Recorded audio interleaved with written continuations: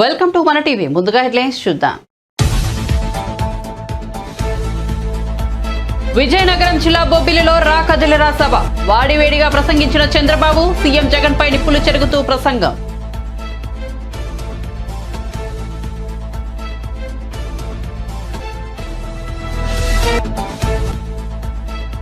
ఉచిత విద్యుత్ పై ముఖ్యమంత్రి రేవంత్ రెడ్డి కీలక వ్యాఖ్యలు. 24 గంటల ఉచిత విద్యుత్ ఇవ్వాల్సిందేనన్న రేవంత్ రెడ్డి. గృహజ్యోతి కింద 200 యూనిట్ వరకు ఉచిత విద్యుత్ ఇస్తామని వెల్లడి.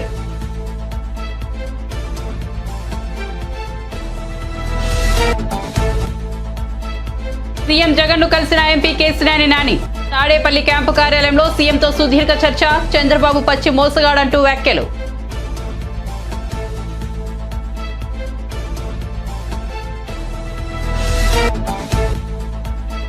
టీమిండియా మాజీ క్రికెటర్ అంబటి రాయుడు మరో ట్విస్ట్. పవన్ కళ్యాణ్ తో భేటీ. వైసీపీలో ఉంటే నా కల నెరవేరదాలనిపించింది అంటూ వ్యాఖ్యలు.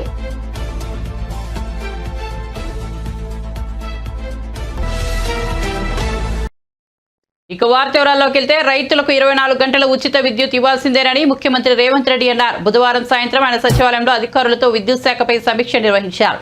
ఈ సందర్భంగా మాట్లాడుతూ త్వరలో కొత్త విద్యుత్ పాలసీని తీసుకువస్తామని స్పష్టం చేశారు. 24 గంటల ఉచిత విద్యుత్ ఇవ్వాల్సిందేనని వ్యాఖ్యానించారు. గృహజ్యోతి కింద 200 యూనిట్ల వరకు ఉచిత విద్యుత్ కోసం ఏర్పాట్లు కొనసాగుతున్నట్లు తెలిపారు. కొత్త విద్యుత్ పాలసీ కోసం ఇతర రాష్ట్రాల విధానాలపై అధ్యయనం చేయాలని అధికారులకు సూచించారు. అసెంబ్లీలో చర్చించి సమగ్ర విద్యుత్ విధానాన్ని రూపొందిస్తామని స్పష్టం చేశారు. తక్కువ ధరకు విద్యుత్ను ఇచ్చే కంపెనీల నుంచి మనం కొనుగోలు చేయాలని, అందుకు అనుగుణంగా ముందుకు సాగాలన్నారు. ఈ సమావేశంలో ఉప ముఖ్యమంత్రి మల్లుబట్టి విక్రమార్క, మంత్రులు ఉత్తమ్ కుమార్ రెడ్డి, శ్రీధర్ బాబు, సంబంధిత అధికారులు తదితరులు పాల్గొన్నారు. జగన్మోహన్ రెడ్డి పాలనలో పెరిగిన నిత్యావసర ధరలతో పేదలు సంతోషంగా సంక్రాంతి పండుగ జరుపుకునే పరిస్థితి కూడా లేదని టీడీపీ జాతీయ అధ్యక్షుడు నారా చంద్రబాబు నాయుడు ధ్వజమెత్తారు. విజయనగరం జిల్లా బొబ్బిలిలో నిర్వహించిన రా కదిలిరా బహిరంగ సభలో చంద్రబాబు పాల్గొని ప్రసంగించారు. చెప్పేది ఒకటి, చేసేది ఒకటి. వేరే వాళ్ళపైన నేరం వేస్తాడు, ఈయన ఆ నేరం ఈయనే చేస్తాడు. అదే మీరు చూశారు, బాబాయిని చంపి ఆ నేరం మన మీద వేశాడు. ఎలాంటి రకం అంటే చంపి ఆ గొడ్డనే మన చేతిలో ఉన్నట్టు చూపించి మనల్ని పోలీస్ స్టేషన్ తీసుకుపోయి జైల్లో పెట్టి తద్వారా ఈయన రాజకీయం చేయాలనుకుంటున్నాడు. జగన్ నీ పని అయిపోయింది, నిన్ను అర్థం చేసుకున్నారు. అందుకే ఒక మాట మాట్లాడుతున్నాడు. సీన్ అర్థమైపోయింది, తిరగబడింది. అందుకే ఇప్పుడు ఏమంటున్నానంటే పెత్తందారులకి పేదవాళ్ళకి పోరాటం అంట. ఈ దేశంలో పెత్తందారి ఎవరన్నా ఉన్నా అంటే నెంబర్ 1 పెత్తందారి ఎవరు తమ్ముళ్ళు? ఎవరు? దేశంలో ధనికమైనటువంటి ముఖ్యమంత్రి. అతను డిక్లేర్ చేసిన ఆస్తుల విలువ 510 కోట్లు. దేశంలో అందరూ ముఖ్యమంత్రులు, కేంద్ర మంత్రులు అందరూ కలుపుకుంటే 510 కోట్లు కూడా లేదు. పాపం జగన్ ఎంత పేదవాడంటే ఆయనకి ఎక్కడ ఇల్లు కూడా లేదు. ఉందా ఇల్లు? డ్రాయర్ కూడా లేదు కదా, ప్యాంటు షర్టే కదా, డ్రాయర్ కూడా లేదు. చాలా పేదవాడు. భిక్షం అడుగుతున్నాడు, గిన్నె పెట్టుకొని ఎవ్రీడే భిక్షం అడిగి ఆ భిక్షంలో వచ్చే డబ్బులు భోంచేస్తున్నాడు. పేపర్ లేదు, టీవీ లేదు, ఇల్లు లేదు. పాపం చాలా పేదవాడు. తల్లి లేదు, చెల్లెలు లేదు, బాబాయ్ లేడు, తండ్రి లేడు. ఏం తమ్ముళ్ళు, అవునా కాదా?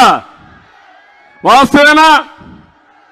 ఒకప్పుడు చెప్పాడంట మా నాన్న, లేకుంటే ఇలాంటి మాటలు చెప్పి తప్పులు వీళ్లే చేసి ఆ నెపాలు వేరే వాళ్ళ మీద వేసే రకం వెళ్ళు. అందుకే ఇలాంటి వాళ్ళకి పరిపాలించే అర్హత లేదు. ఈరోజు మీరు చూడండి, ఎవరైనా మాట్లాడితే వాళ్ళ మీద పోలీసులు విరుచుకుపడిపోతారు, కేసు పెట్టేస్తారు. కానీ అన్యాయం మాత్రం వీళ్ళకి కనపడదు. కనపడుతుంది, మనసుంది, కానీ మనసు పని చెయ్యదు. ఎందుకు? వీళ్ళకి భయం. వీళ్ళ మెడ మీద కత్తి పెట్టాడు, ఏసీబీ రైడ్స్ పెట్టాడు.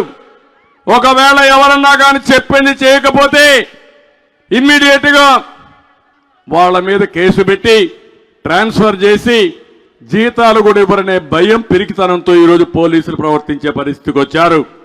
ఏదేమైనా ఒకటే చెప్తున్నా, ఈరోజు కొత్త రాగం తీసుకున్నాడు. ఆ రాగం ఏంటంటే ఈయన మీద అందరిలో వ్యతిరేకత వచ్చింది. మాకు ఈ ముఖ్యమంత్రి వద్దని, జగన్ని మార్చాలని ప్రజలు నిర్ణయించుకున్నారు. అవునా కాదా అని మిమ్మల్ని అడుగుతున్నా.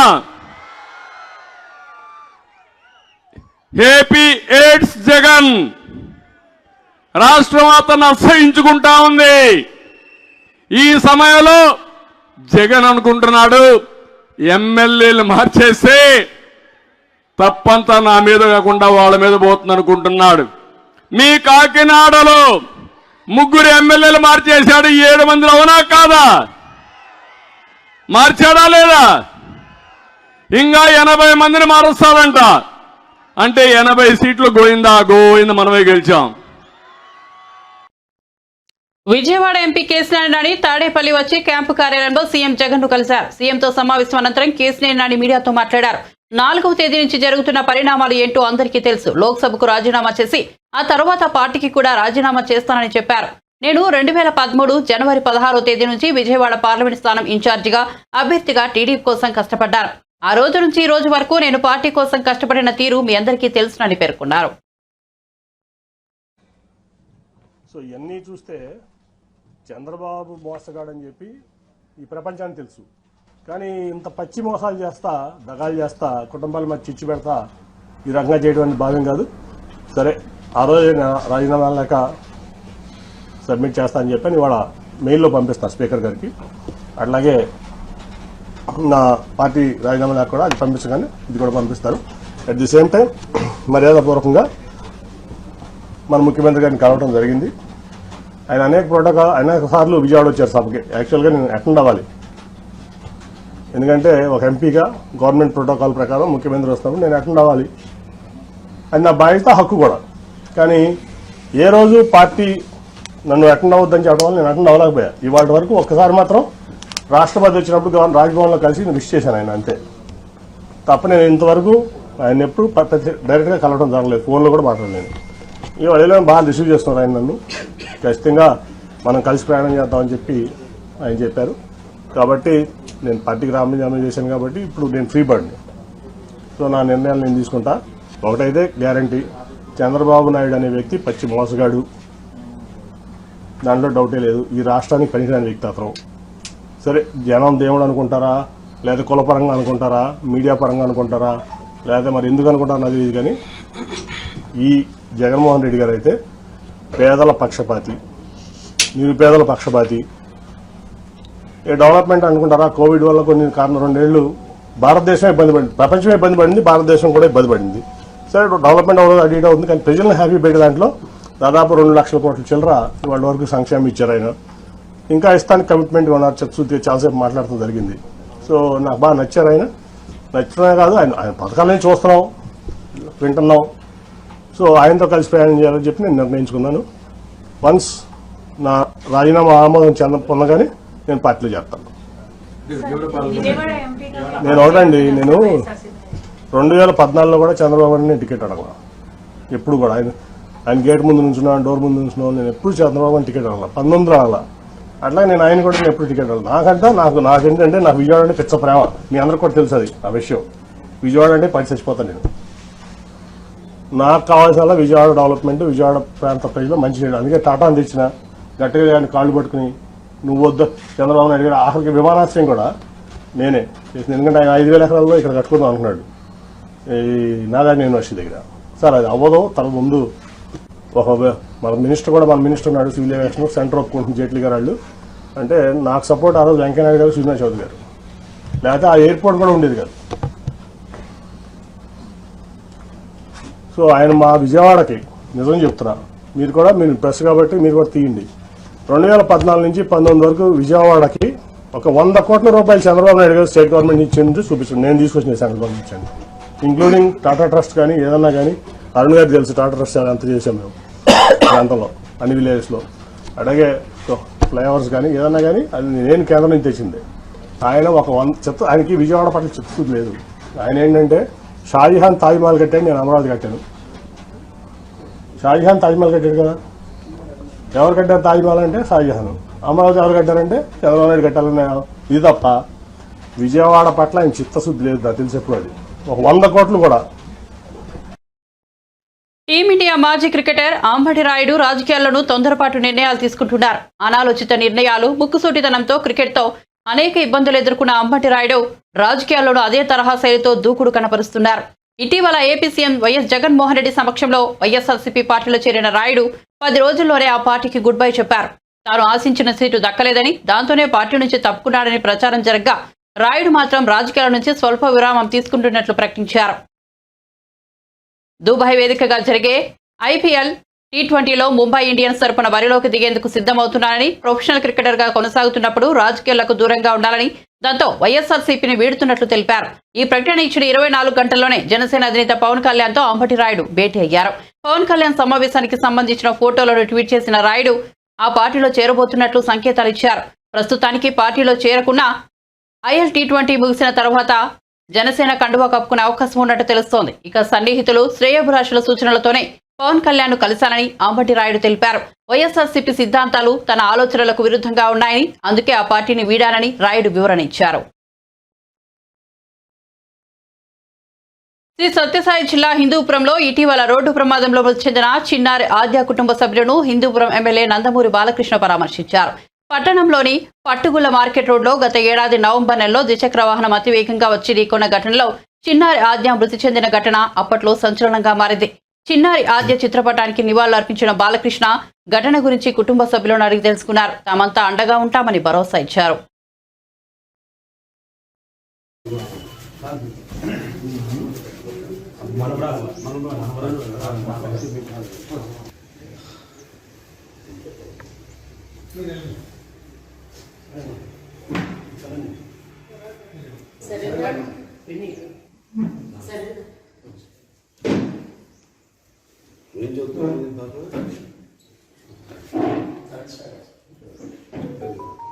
అన్నింటిలోనూ ఫస్ట్ సార్, ప్రతి విషయంలోనూ ఫస్ట్ సార్. క్లాస్లో ఇప్పటివరకు ఫస్ట్ ర్యాంక్ తప్ప వేరే లేదు.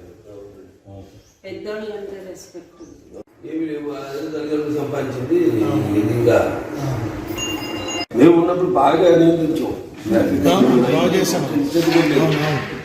మన ట్రాఫిక్ పోలీస్ స్టేషన్ ఉమెన్స్ మహిళల పోలీస్ స్టేషన్ దాంతో టీవీలు పెట్టి ఎక్కడికక్కడ మానిటరింగ్, ప్రతి వార్డు కూడా మానిటరింగ్. మేడలు కూడా మరి సింగిల్ వీల్ డ్రైవింగ్ సార్, అంత KTM బైక్స్ విపరీతం ర్యాష్ డ్రైవింగ్. మేము చాలా సార్లు కౌన్సిల్ కూడా చెప్పాము సార్, స్పీడ్ బ్రేకర్స్ ఎక్కడికక్కడ పోలీసు చూస్తున్నాం కదా అన్ని రకాలుగా.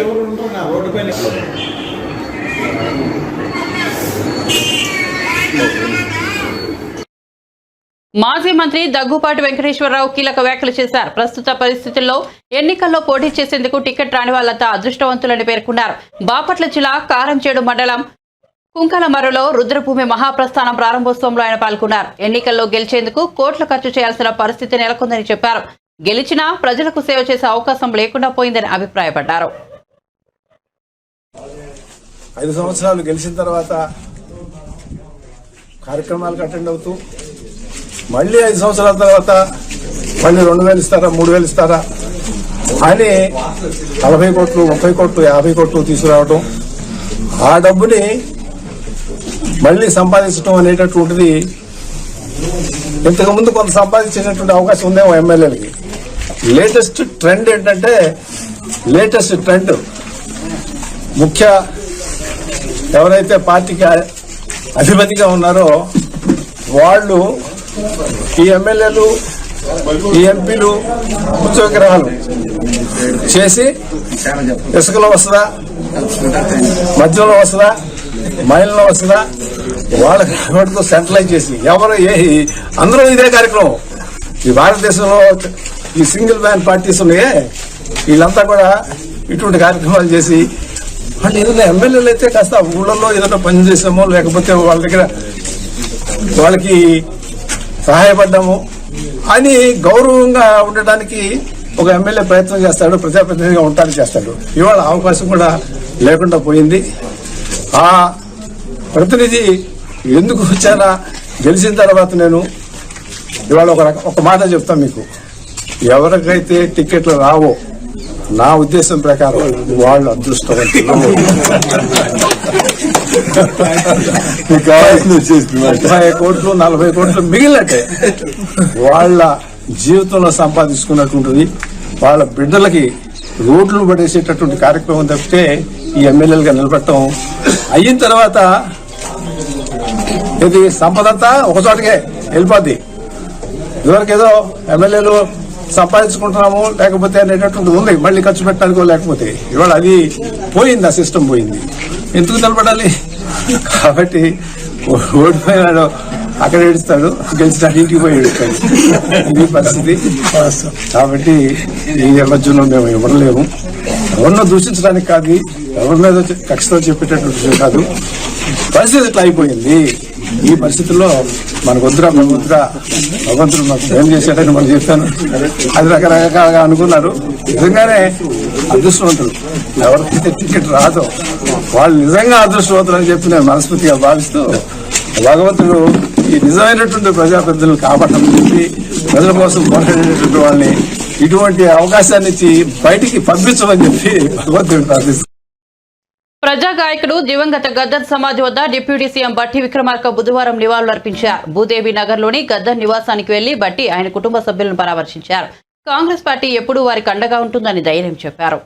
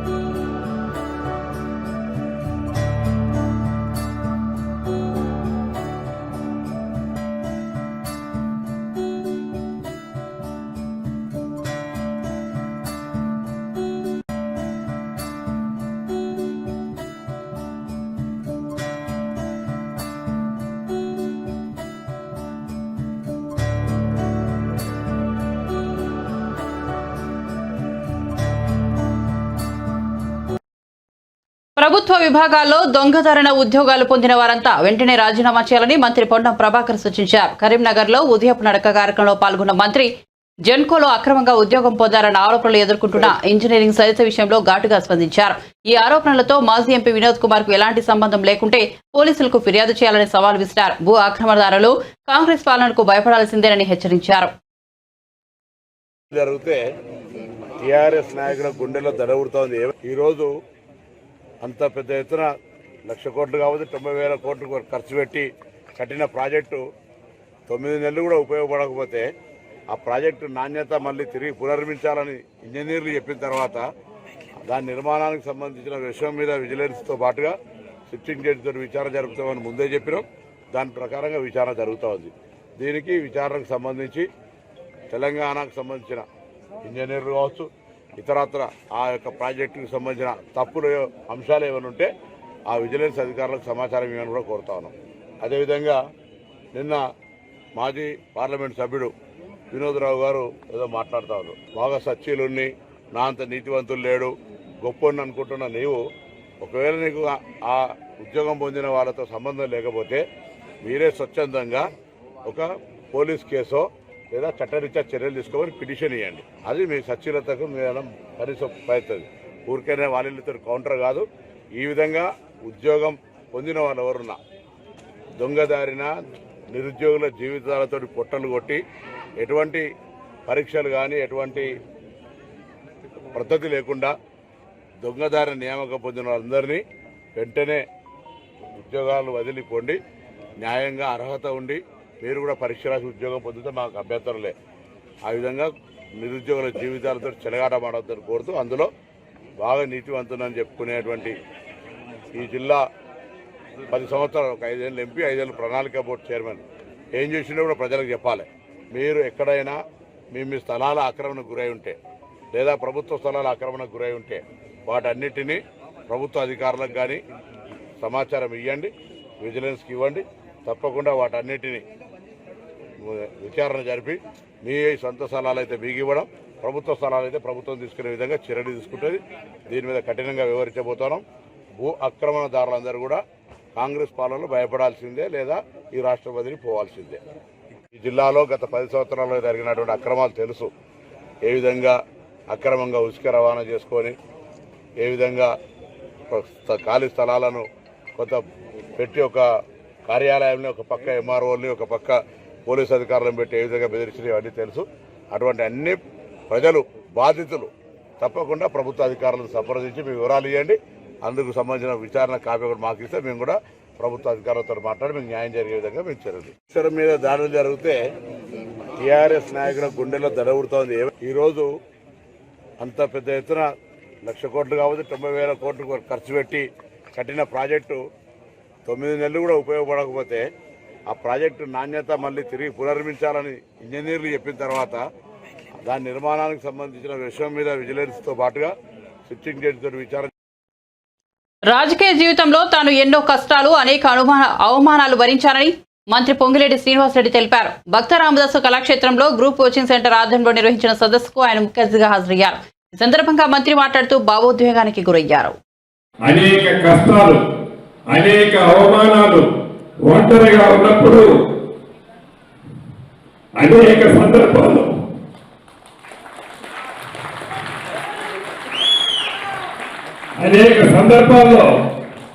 కన్నీరు నా కార్యకర్తలు, నా నాయకులు పెట్టుకున్నప్పుడు వారి ముందు నేను బాధపడితే వారు బాధపడతారని దిగమింగుకొని ఒంటరిగా ఉన్నప్పుడు ఆ కన్నీరు కార్చుకునేవాడిని.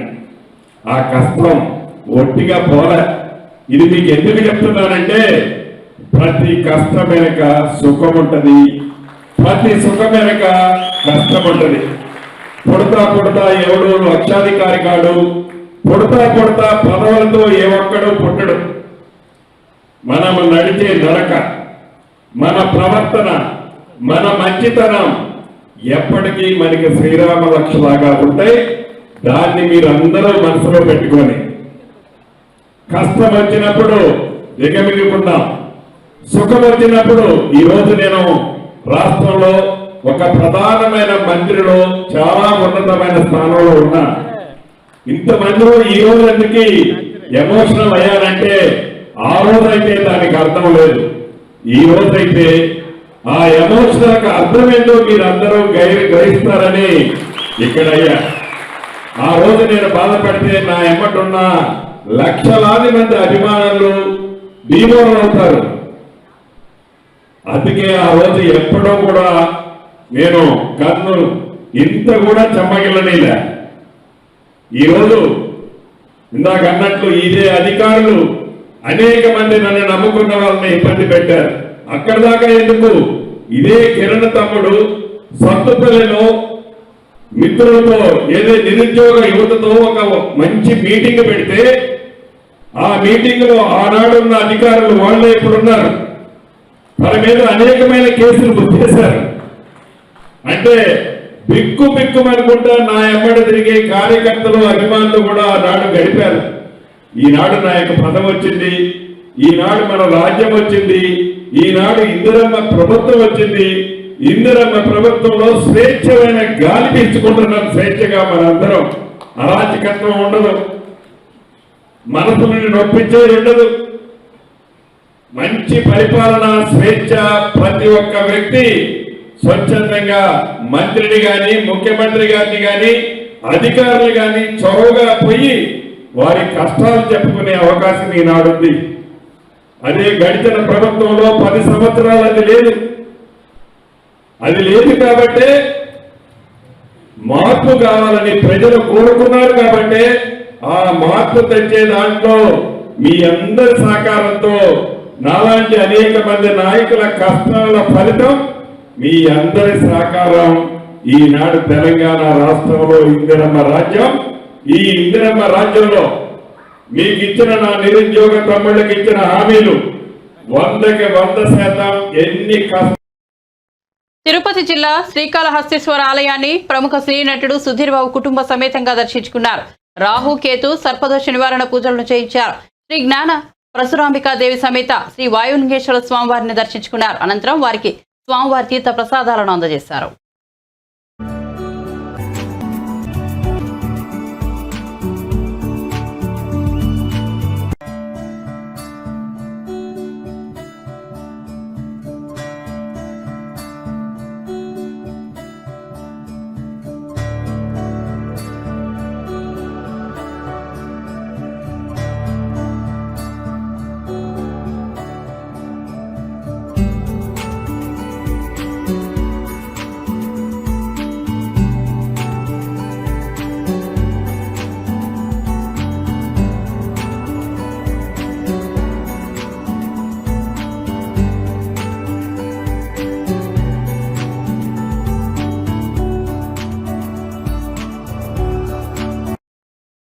నాంపల్లి రైల్వే స్టేషన్లో చార్మినార్ ఎక్స్ప్రెస్ పట్టాలు తప్పింది.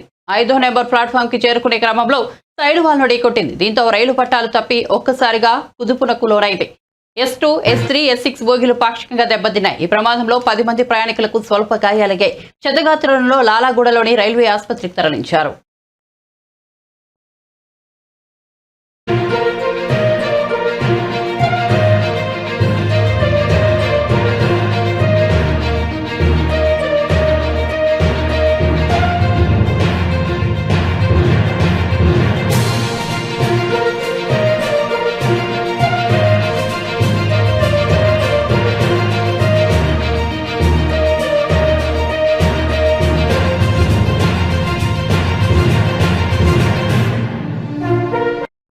బులెటిన్ ముగించే ముందు హెడ్లైన్స్ మరోసారి చూద్దాం.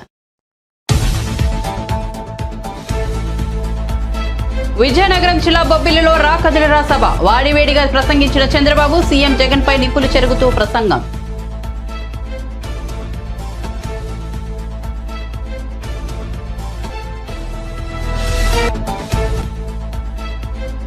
ఉచిత విద్యుత్ పై ముఖ్యమంత్రి రేవంత్ రెడ్డి కీలక వ్యాఖ్యలు. 24 గంటల ఉచిత విద్యుత్ ఇవ్వాల్సిందేనన్న రేవంత్ రెడ్డి. గృహజ్యోతి కింద 200 యూనిట్ల వరకు ఉచిత విద్యుత్ ఇస్తామని వెల్లడి.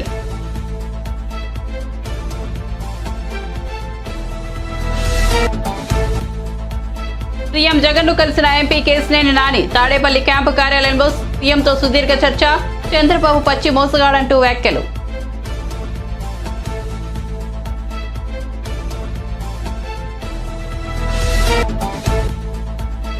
టీమిండియా మాజీ క్రికెటర్ అంబటి రాయుడు మరో ట్విస్ట్. పవన్ కళ్యాణ్ తో భేటీ. వైసీపీలో ఉంటే నా కల నెరవేరదలనిపించిందంటూ వ్యాఖ్యలు.